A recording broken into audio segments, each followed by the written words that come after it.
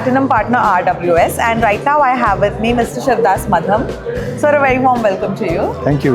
With that, I want to know from you, what made Manufacturing IT Summit India the perfect platform for your brand? I think quite a few things. I think I liked the overall vibe here, a lot of positivity and the crowd that I encountered. So I also had a presentation, so I was very happy to see the people quite engaging and the questions asked, the kind of people that I met. We have a booth here, kind of people that we interacted with. I think that was really good. A lot of questions and a lot of interactions.